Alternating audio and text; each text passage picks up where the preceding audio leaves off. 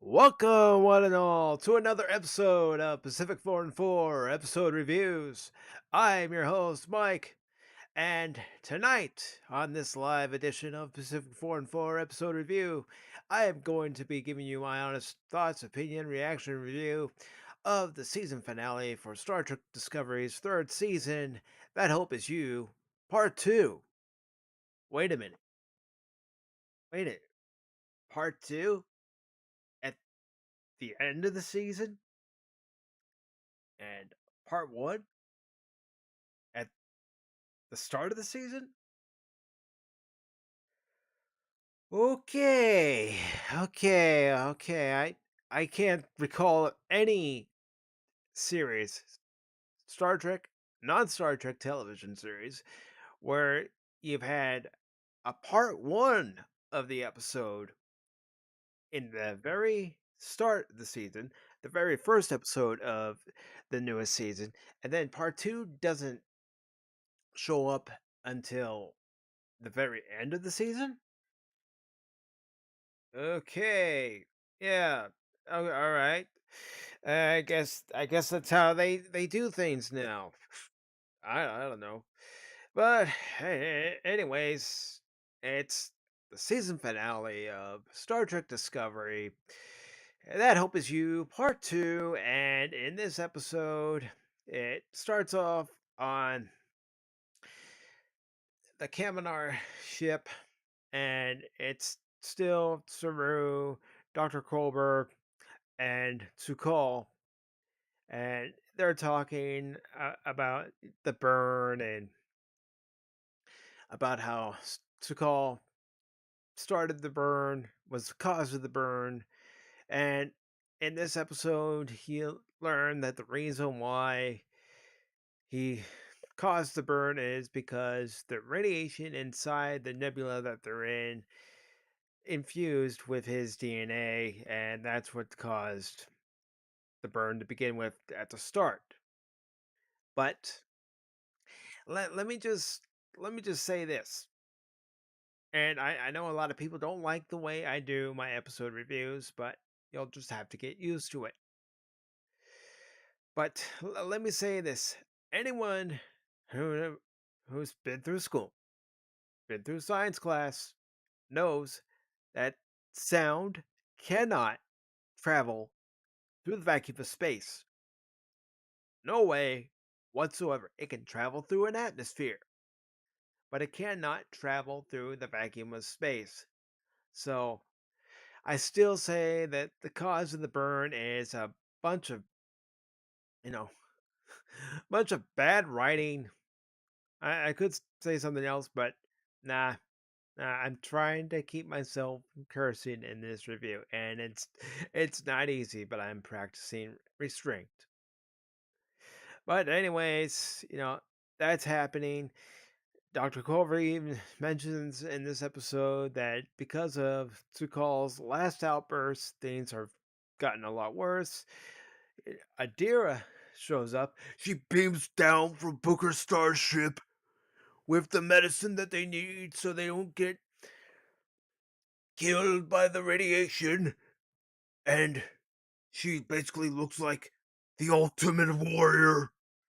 That's right, she beamed down from her starship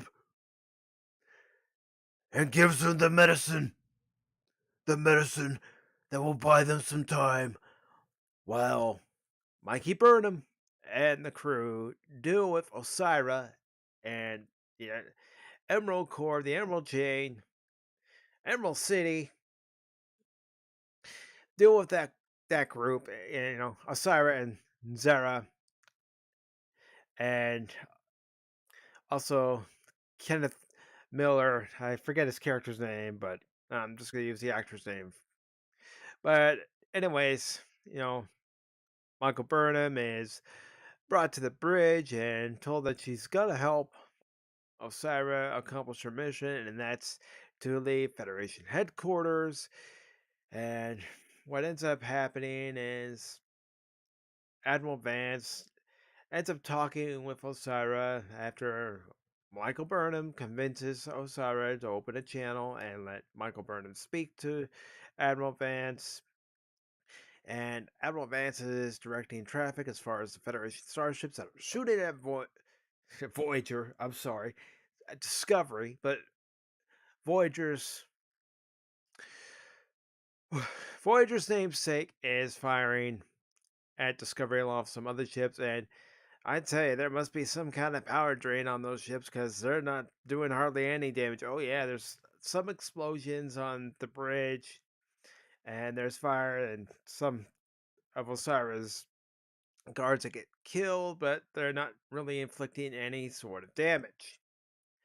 So then, you know, what ends up happening is, Booker was telling Osiris that he won't speak because she wants to know the coordinates of the planet inside that nebula where Dr. Colbert and Saru and Adira are.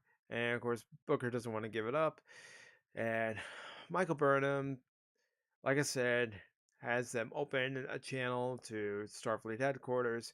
She convinces to let, you know, Admiral Vance to let them go. And one thing that also happened before they end up leaving is that the Vulcans arrive. I'm not calling them Navarre.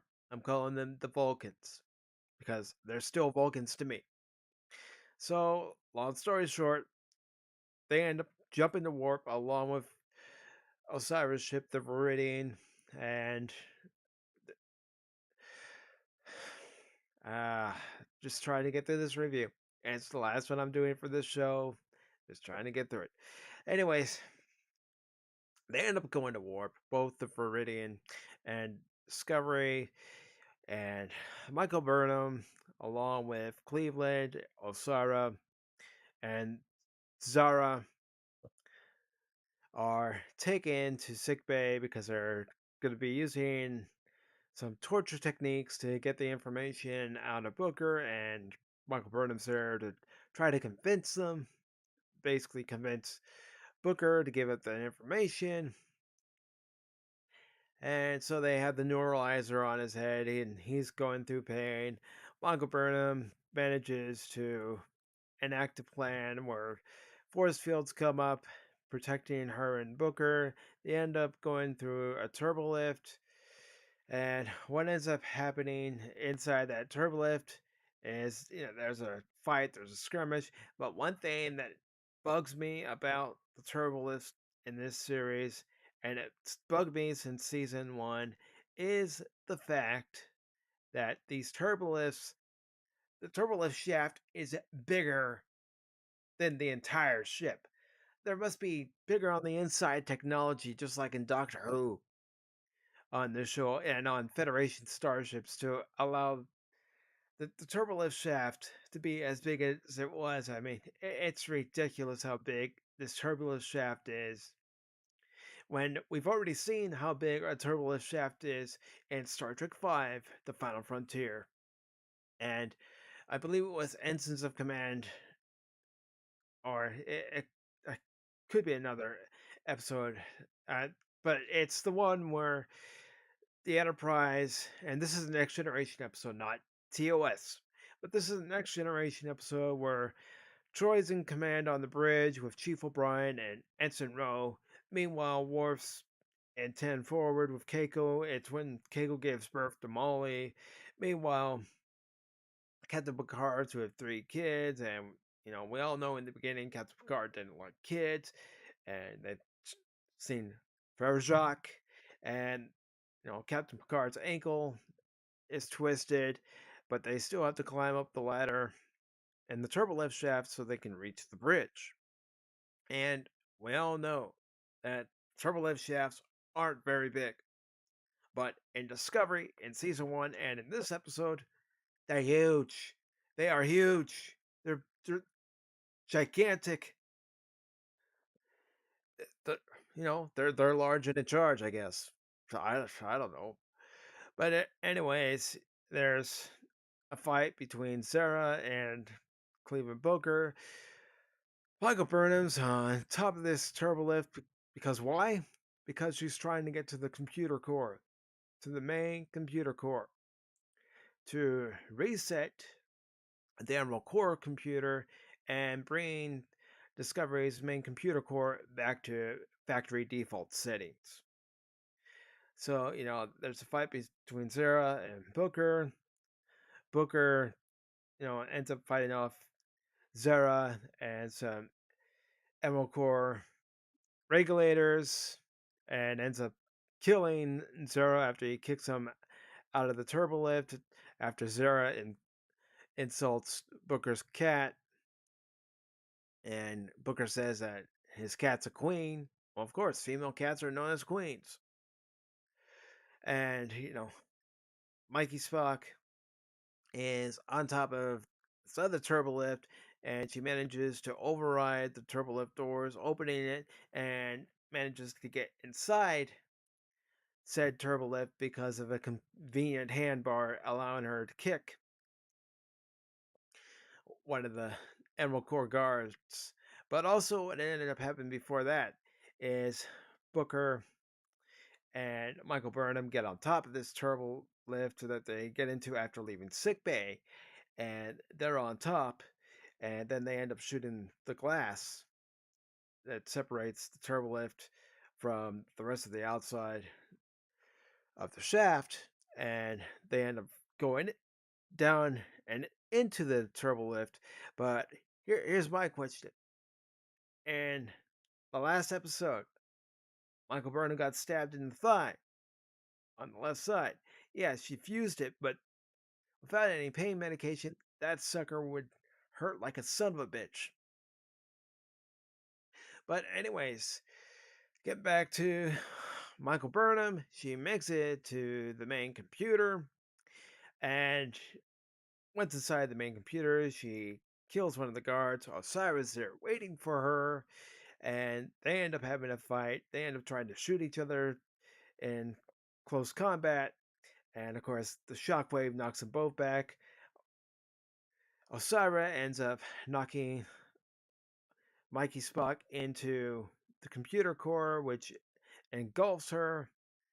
And then all of a sudden, when Osira thinks the coast is clear and Mikey Spock is gone for good, you see this hand phaser come out, or phaser rifle, and Michael Burnham becomes the Star Trek Terminator and ends up shooting Osara 2, 3 times, killing her.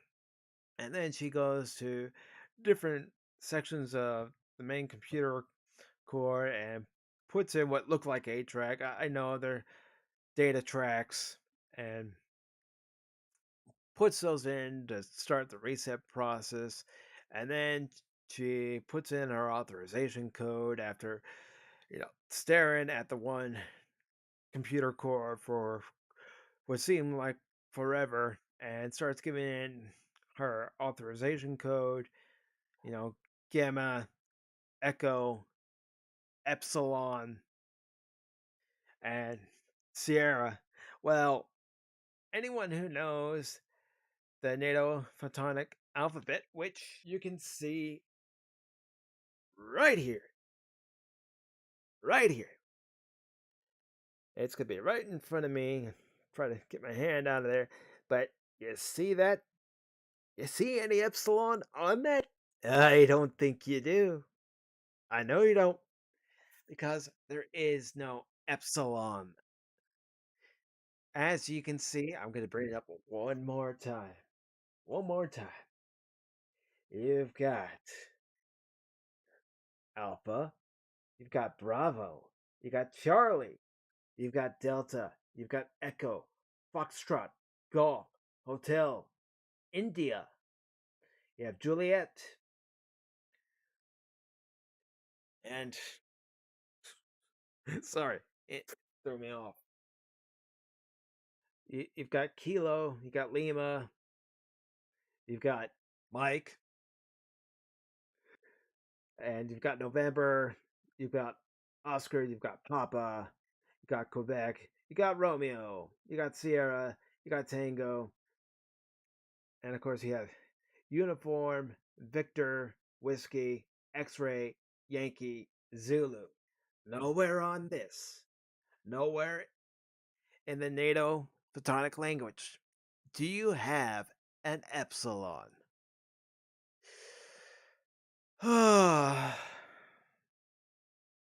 Discovery writers, do your homework when you're giving off that particular alphabet, that particular call signs. There is no epsilon. You can even look it up. I didn't have to look it up because I already knew it. Even though I did screw up, I'll admit I screwed up when I was reading it off. But even on here, one of the reasons I picked this up is because I'm a fan of the B-17 Flying Fortress. But I also liked the fact that it gave all of these. All of these. So, and not only am I a fan of the B-17 Flying Fortress, I also have done my own research on World War II. So don't tell me those aren't the call signs when they are. You can look them up. Play back this video and you can see them right here. Right here. You know, that's one of my pet peeves among many about this show is their little attention to research. You know, sonar in space. There is no such thing as sonar in space. Again, you need something for that sonar to bounce off of. You need a magnetic field. Well, guess what? In the vacuum of space, unless you're on a planet, you're not going to get that magnetic field. And for this cause of the burn, for sound to travel through space, again, like I said before, space is a vacuum. There is no sound. Oh, but there's sound on TV shows in space. Star Wars, Star Trek, Doctor Who. Um, yeah, those are TV shows. Those are TV shows played on television. If you'd like, we can, have a full episode where space scenes just like that one scene in The Last Jedi where Admiral Holdo takes the flagship and has it basically ram the First Order Star Destroyer. I mean, we could have that where there was absolutely no sound each and every episode during each and every space fight, but no, it's TV. It's supposed to get you immersed, suspense, maybe even think while you're watching something. But yeah, uh huh. This whole explanation for the burn is just just utter garbage. It is utter garbage. That's what it is. And like I said, I am trying to practice restraint, trying not to curse in this one. And it's not easy. But this show is a complete mess. It's been a complete mess since season one. I thought it would have gotten better in season two, but no, no, no, it just got worse. And then this season came along. It's like, hold my beer. Oh gosh, this show is nonsense. This show isn't Star Trek. I mean, they pretty much confirmed it when they mentioned that Lieutenant Commander Yor traveling from one timeline to another dimension. But this show isn't Star Trek. It doesn't have a hopeful vision. Oh, speaking of hopeful visions, they had a quote from Gene Roddenberry. I'm not gonna quote it or anything. If you've seen the episode, you already know that quote, but they put up a quote from Gene Roddenberry, and it I guess it's supposed to give you hope and inspiration for the future. Well, yeah, if this show was anything like Star Trek, like any of the previous Star Treks, and it gave you that hope and inspiration and aspiration to do better, then yeah, I'd buy it, but it doesn't. And d- don't tell me that shows like The Next Generation, Deep Space Nine, Voyager, the original series, Enterprise wouldn't work in today's world. Have you seen the Orville? Just tell me in the comments. Have you seen the Orville, the spiritual successor to Star Trek? What Seth MacFarlane ha- has done for that show? What John Favreau helped do for that show? Brennan Braga, who was a writer and executive producer on Next Generation, Deep Space Nine, Voyager, and Enterprise. Well, he's working on that show. And when you have people with talent, and I'm not just talking acting talent, but also writing talent. But when you have people with talent producing a show where you can actually get behind characters and care about the characters, that's great. Because another thing that happened in this episode is while Michael Burnham was going to the main computer core, Lieutenant Owa. I'm sorry for not knowing the other characters' names on the show, but they don't really delve into their personal backgrounds. They don't give you an episode where you learn more about them. But Lieutenant Owa is tasked with detonating one of the warp nacelles. And that particular warp nacelle is a starboard nacelle because the crew is trying to make their way to the nacelle control room after life support is shut down. And they're all, having a hard time because they're suffocating with the lack of oxygen. And, she makes it into the nacelle room, but one of the little droids manages to pull her out after the nacelle room is detonated, and she comes to, and she's surrounded by the rest of the bridge crew, including Tilly. And you know, I, I again with this show, I don't know how anybody who feels the same way about the show that I do about not caring for it, knowing that it's not Star Trek, has been able to review it from season one up till now. I don't know. I don't know. I really don't. I mean, I could say from my own personal experience, watching the Chicago Cubs for as long as I have, and seeing some good seasons, and then those seasons that aren't so good. Well, you learn to take the good with the bad. But with this show, for me, maybe for you it's different. If you like the show, great, great, good. But for me, I I can't find that much that I actually like about the series. I'm sorry. You know, you can leave a comment down below and you can say, well, you should be more like these guys, more like that guy, and give full detailed reviews. But again, I'm doing this my own way, and because I can't find anything that I particularly like about this current iteration of Star Trek, I'm going to let you know. It'd be the same way if you're watching me do a post game reaction recap of the Cubs. I will let you know exactly what went on. Now, with that, I will probably give you inning by inning, depending on what happens to take place during the game.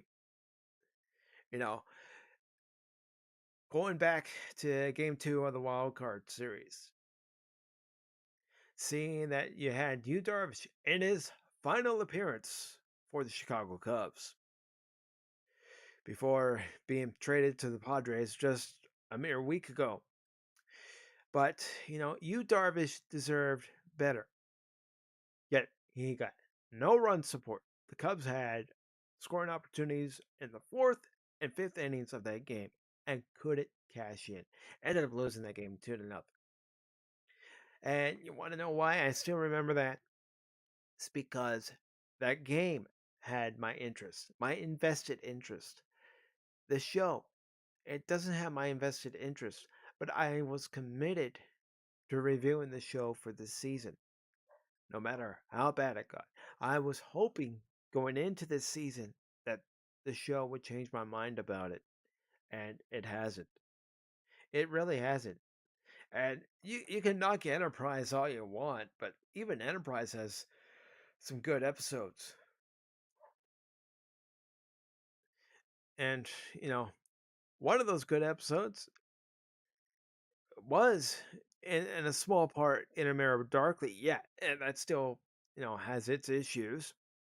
I've said it when I was reviewing Terra Firma Part 1 and Part 2, but, you know, Star Trek Discovery, I don't see it improving for the better. And I'm not saying that because, you know, I don't like the fact that, there are characters on there that I want to like.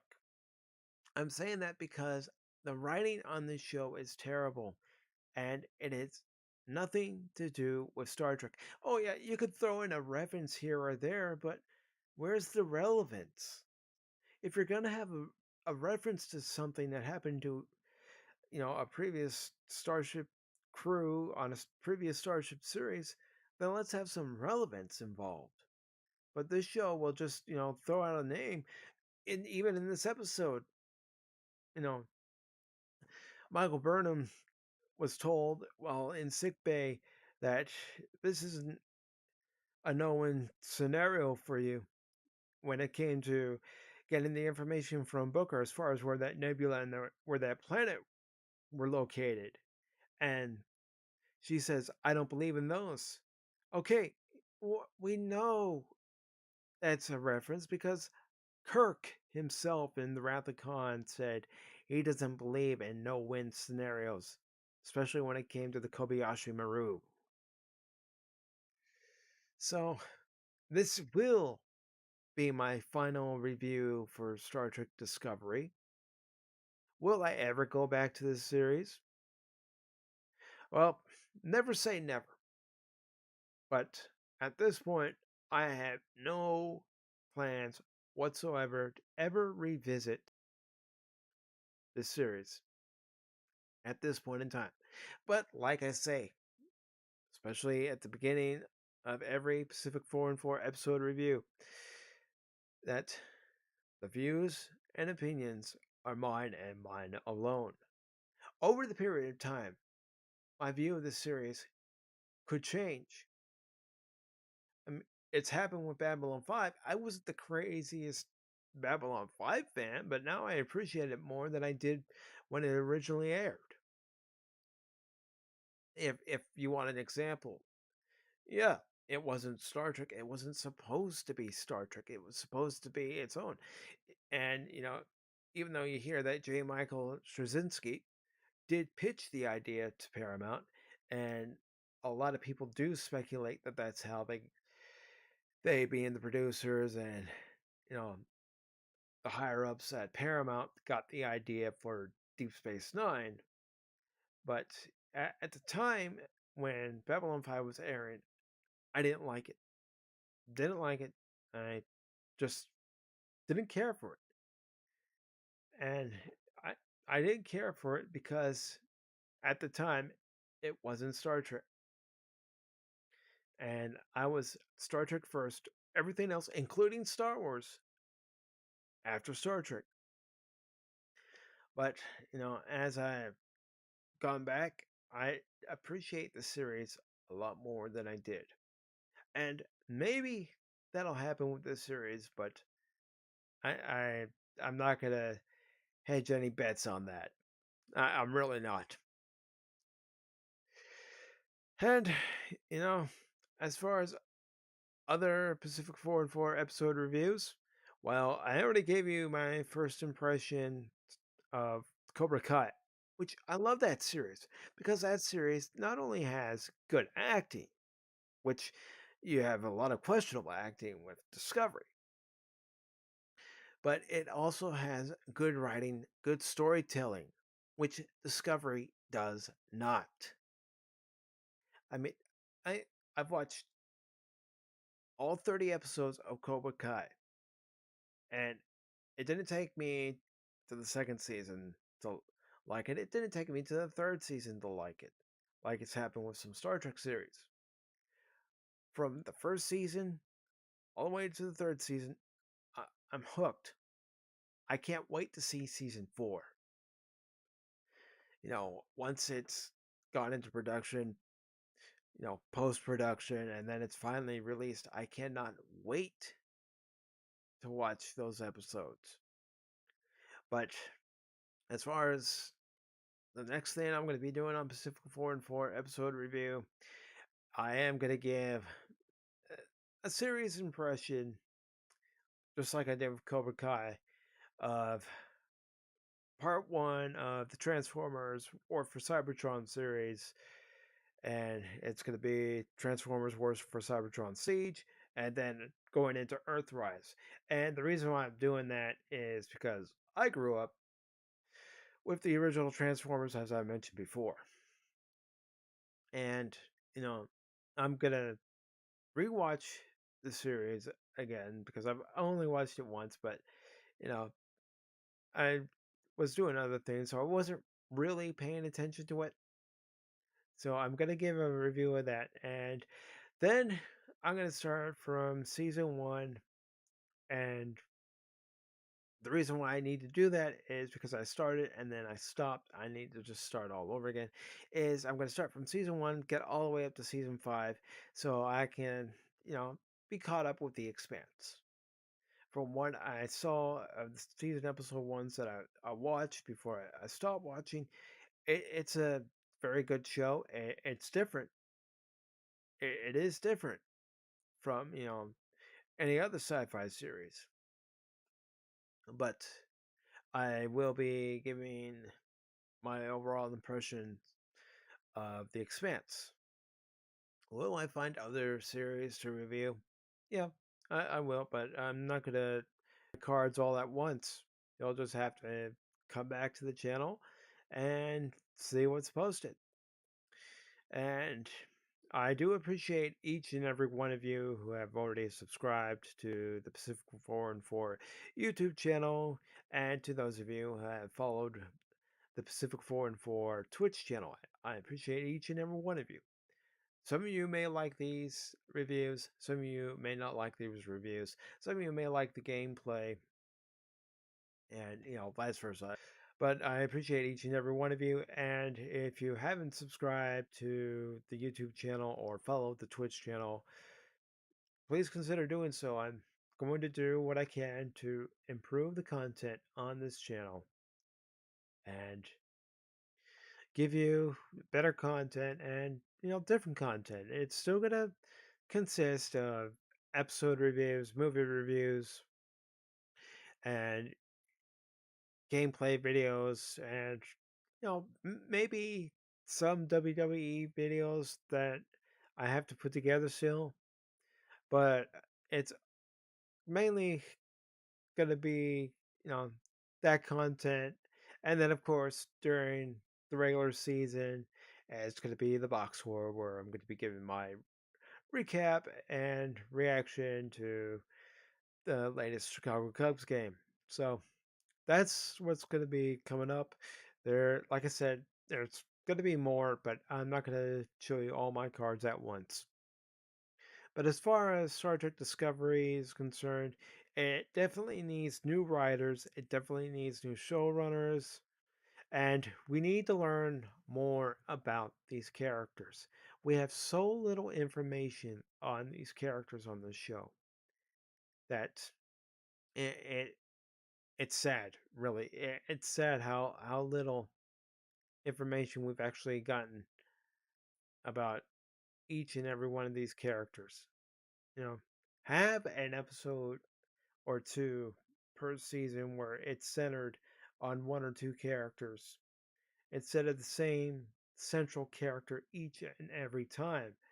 Just because, you know, Picard, Cisco, Janeway, Kirk, and Archer were the captains, the show wasn't centered around them all the time. You had episodes that centered around Worf, Troy, Riker, Data, Geordi, both Wesley and Beverly Crusher, and the Cisco's, Dax, both Jadzia and Ezri, Chief O'Brien, Dr. Bashir, and Major Kira. We learned so much about Major Kira, so much about what she and the rest of the Bajoran people went through during the Cardassian occupation of Bajor, and we unfortunately didn't get to learn that much about Chakotay on Voyager. We got to learn, some about Paris and very little about B'Elanna, at least in my opinion. Poor Harry Kim. Poor Harry Kim. We knew that he liked to play the cello, but other than that, we didn't know too much else other than his parents lived in San Francisco, and of course, we got a backstory with Seven and Nine, how she was with her family when they were all assimilated by the Borg because they were studying the Borg. And, of course, we learned about Captain Janeway. And then, when it came to Archer, we got to learn about Trip, we got to learn about T'Pol, and, we got to learn about Travis. We heard about, Dr. Phlox and, of course, Hoshi. And, I just want to watch a Star Trek series that's inspirational, inspiring, as far as us to do better, especially with things that are going on right now, and gives us characters that we actually care about and you know can get behind, not just because you know they're there, but because we like them for the characters they are. And that's all I want to see. I want to see good, cohesive storytelling and good character development, good plot development. But, unfortunately, I don't think we're going to be getting it from Star Trek like we even get it from The Mandalorian. Yeah, some would still like to find out more about Din Djarin, but we've gotten more character development in The Mandalorian, and it's 2 seasons and only 16 episodes compared to Discovery, and it's, I believe, 39, 40 episodes. So there's so much room for improvement for this show.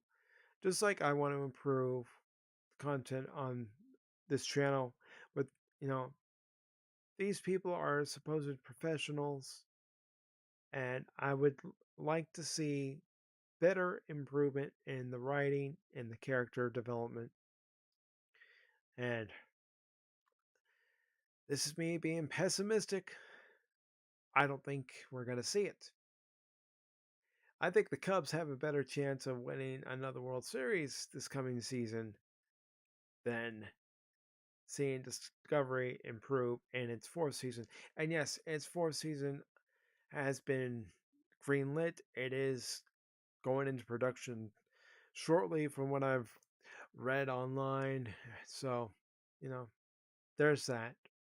But to those of you who enjoy Discovery, she's all yours. For those of us who prefer traditional Star Trek, well, luckily I have all of the series on DVD or in Next Generation's case and the original series case on Blu ray. And yes, I do switch between the special edition and the original footage on the original series because those effects don't bother me. And shows like The Orville don't bother me because they're the closest to Star Trek that we're getting right now. And that will be a show once the episodes are released that I will be doing an episode by episode review. And another thing, another time. So if you Like this video today, give it a thumbs up. If you didn't like it, give it a thumbs down. It's not like I haven't gotten those before. Share this video, subscribe to the YouTube channel, follow the Twitch channel, and if you'd like, because I would greatly appreciate it if you did,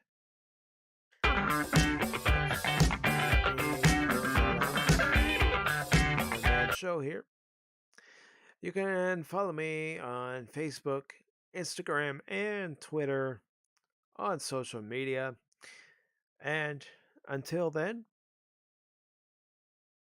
I will see you Sunday, unless I decide to do something else between now and Sunday.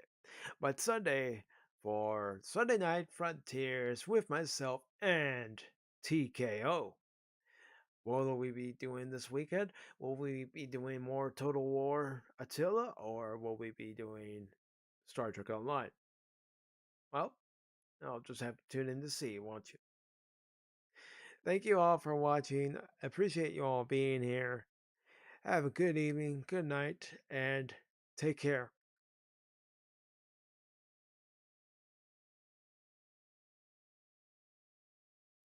Take care and stay safe.